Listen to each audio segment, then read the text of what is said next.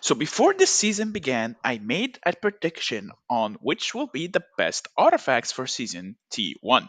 So in this video, we're going to be breaking down the current artifact tier list and breaking down why this Forge of Light that just began today might be one of the best Forge of Lights rotations we've had in a while.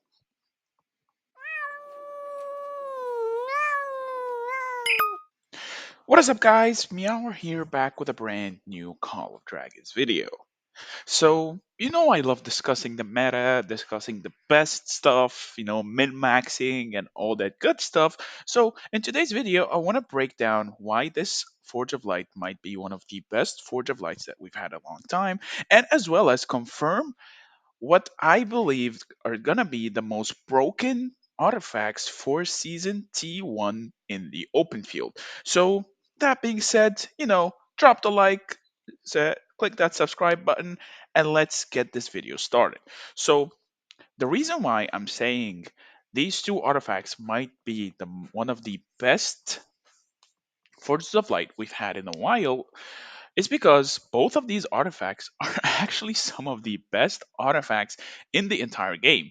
Rattlespear is without a doubt an absolute S tier, and the reason for that is because, well, it has this passive combined with an amazingly strong active, plus its range is pretty good, so it synergizes perfectly with the long range warfare talent, so you won't feel the pain of losing that range or are actually just gaining that range and losing the artifact range. Plus, that passive synergizes so well with the current meta marches, which are always going to be including Kinara and Nico that can constantly cycle that artifact's passive in order to nuke people and go crazy in the DPS department. Now, for the Mirage Orb, right? I've seen some videos of people testing it, and I've had my friends testing it as well as if you, I don't know if you know Guns or not, but he's made a bunch of videos on it as well. And let me just say, this artifact is probably the mage version of the Gold Crest, pretty much. Now, sadly, I still have it at level 1, but hopefully, I can get it to level 5 before this Forge of Light ends, because I really need it, and it's absolutely disgustingly strong with the damage it does. It is an AoE, it's an auto cast, meaning you don't have to aim it, so in big fights you're not going to be lagging, and it does an insane amount of damage. Now, when you couple that with the other S tier artifact, which is going to be the Acid Breath of Gigantus with the Acid Breath of the 32% defense break, these three combined are going to be dealing so much damage. It's actually going to be crazy busted because of the utility Breath of Gigantus provides. So, yes, if you're wondering if you should spin that Forge of Light, do it. It is 100% worth it. That's all I have to say about it. But on that note, let's continue our tier list. So for the S tier, I made a prediction that for what do you call it, Mirage Orb would be A tier, but after trying it out, it's actually S tier just from the amount of damage it does, and that CC it provides is actually pretty insane as well. You know, the rest of the S tiers are relatively similar. We still got Spring Blades, one of the most disgusting artifacts for cavalry in the game, if not the most disgusting artifacts for cavalry in the game. We still got Spiritborn Toric, the best infantry artifact by far. Like nothing else is remotely close to it. I mean, come on, it just gives an overloaded stat profile. It gives you everything you need as an infantry player. So without a doubt, 100% one of the most disgusting artifacts in the game so far. Moving on to the A tier, the reason why I'm going to be putting Goldcrest down into A tier is for two main reasons.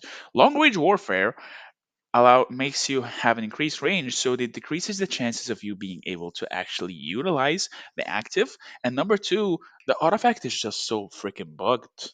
If you move an inch outside the range, the second instance of damage doesn't go through. Sometimes the snare doesn't go through in general. Like the artifact is just so bugged. If they fix the bugs, then without a doubt it will probably make its way back into the S tier, but for now, it's definitely moved down to the A tier just from the sheer amount of bugs it has so far.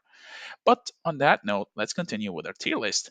Inferno Flame gained a lot of value this season because mages have become so strong with the addition of everyone running mages, as well as its ability to go off when autocasting without having to worry about anything else and forgetting that artifact works. Plus, it doesn't have a range indicator, so you're not going to be lagging out in big cluster wars. So, definitely worth picking up. Though, personally, I don't really like it. Though, yet again, personal opinion aside, the stats speak for themselves. Next up, what I think is going to be an A tier this season is definitely going to be Viola's Bow. Viola's Bow is a pretty underrated artifact in general just because of its the skill active. The skill active seals artifacts for 5 people for 10 seconds. That is pretty heavily underrated and underutilized, and it's pretty strong in the open field fights because as the power creep keeps increasing for from how strong artifacts are getting, silencing people and disabling them from utilizing it is pretty massive and pretty annoying to deal with. So by far, probably it's gonna keep increasing its value, though it doesn't need to be maxed out in order to get the full value of it because HP is pretty amazing and it's pretty impressive stat profile, and the damage it does at the end is not really the best. The whole value comes from the silence and the HP provides for your legions. So definitely worth picking up if you have maybe a second or a third Archer March. It is going to be a tie between it and Heart of Kamasai, but I'll break that down in a future video. Next up, I believe Greymar's Hammer is going to be better than the. Actually, no. I think Greymar's Hammer is going to be tier. I think. What is this artifact called? Dragon Scale Armor is going to be keeping its position in the A tier, and the reason for that is because of this passive right here. The passive of having a range resistant damage is pretty strong right now because of everyone and their mother is gonna be running freaking range marches and running around shooting people from half a screen away. So having that range resistance in general is gonna be pretty freaking good to have and keep in mind to use. Next up, Heart of Kamasai. This season is gonna be in the A tier. I know, don't crucify me for this, but Heart of Kamasai is gonna be one of the better artifacts in this game because of the long range warfare talent. It enables your marches to deal even more damage, and since you're gonna be in a safer position, you can make use of that active for much longer time. Plus, the physical keen and the onslaught benefits everyone, not just your archers. It benefits mages and it benefits your allies' marches and it benefits everyone that comes in contact with that aura. Plus, having an extra attack, as you know, directly goes into the damage factor, which in turn increases skill damage. So, definitely worth picking up and try to get it to level 5. I have it at level 3. Sadly, I haven't been able to roll it as much, but my luck is not the best. We don't do luck in this channel.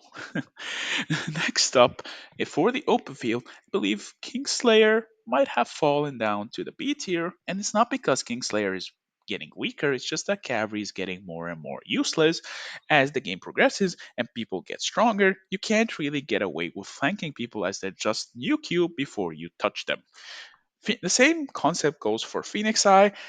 Phoenix Eye is not getting worse, it's just that other artifacts are just getting that much better, and the power creep is getting insanely high. That is why I'm dropping down Phoenix Eye from the A tier to the B tier this season, just because of the presence of the new mage artifact. Having 3 OP artifacts makes it really hard to work with Phoenix Eye. Now, do note, just because an artifact is ranked down does not mean it's bad or anything. All artifacts are good, and the only ones that are not usable will be placed in the not usable tier. Everything else works perfectly fine.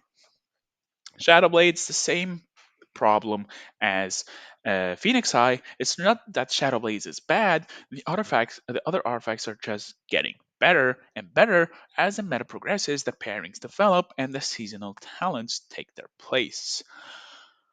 For the B tier as well, I might throw the tier of Arbonne. Having an extra heal could be pretty beneficial, especially now that everyone is in the same wavelength and in the same range position. Having that extra heal could change a battle outcome here and there. Um, what else am I working with? In the C tier, we're gonna be putting Fang of Ashkari. No explanation needed. In the D tier, we're gonna be putting Dragon Rift. Just a useless artifact, and same goes for Strings of Silence. They're just good for cheese, I would say. Actually, let's put this as a utility and put those in the C tier. Now, just know that attack on infantry is pretty bad. You don't need attack on infantry, it just does nothing for you.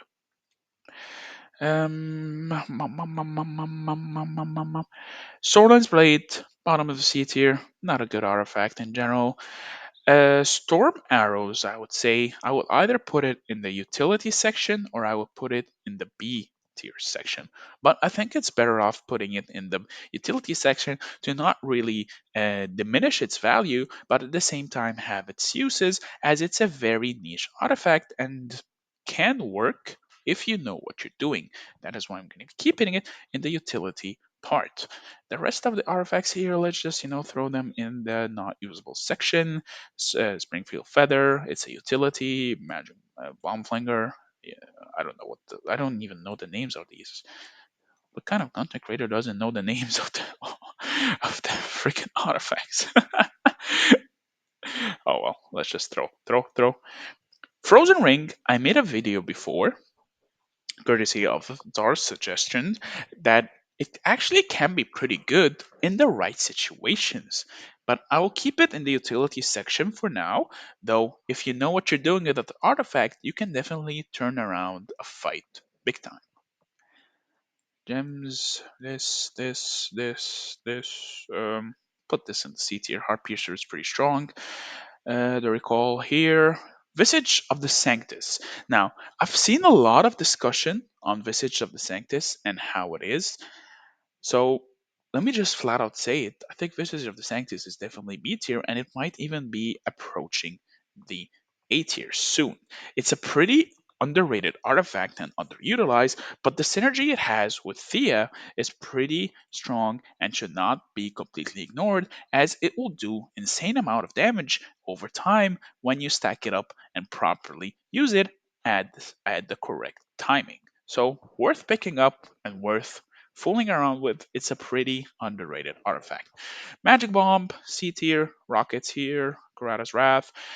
Oath of Stormpeak is trash, right? It's by far the worst artifact in the game. It's a joke of a legendary, and it has a joke of. Wait, what? Is this new? Damage dealt to Legion. Oh, never mind. That's still the same. It's a joke of an artifact, and its stat profile is an absolute joke. It's just so bad. Don't invest in this artifact. If you do, then sorry, you lost your money. Haha, you should have used that money to literally just go feed the homeless. It's not worth it. It's so bad. Here, Staff of Spring, I'll keep in the utility section, and Staff of the Prophet, I'll also keep in the utility section. If you know what you're doing with these artifacts, you can definitely have a game changing moment. Wolf Woman of Halar, gonna be going into the utility section. It's pretty good if you know what you're doing again. Now, for the new purple artifacts, I think they're all going into C tier. They're all really strong and they all have some really interesting mechanics, except for the Dagger of Betrayal. I think it's is this the Dagger of Betrayal? Yeah. The Dagger of Betrayal will definitely be in the utility section as it has its uses. However, the rest of them are pretty damn strong actually, and they have some pretty insane stat profiles and pretty insane passives as well. Definitely worth checking out if you don't have any better artifacts to use. Now, do you know they are also Forge of Light exclusive for some reason? I don't like that decision of having purple artifacts being Forge of Light exclusives, but maybe that'll change. Who knows? Nothing ever really gets said before patch notes come out. But on that note, take a good look at this tier list. Let me know what you guys think in the comments down below. Do you agree? Do you disagree? Do you have different opinions than me? Feel free to let me know in the comments down below. Now, let me emphasize this again. Just because an artifact is ranked a bit low does not necessarily mean it's bad or it's useless. It's just that there are now better alternatives and better options, and as the game progresses, we're definitely going to be seeing more and more changes to this tier list because it always changes from season to season. I don't think of past the season where the tier list has been the exact same since the start of the season and the end, but maybe that'll change. You won't. We'll see. Who knows? But on that note, thank you so much for watching. I hope you liked this video. If you did, please be sure to drop a like. Don't forget to subscribe. Join the Discord. The link is in the description. Have a wonderful day, and I will see you in the next video.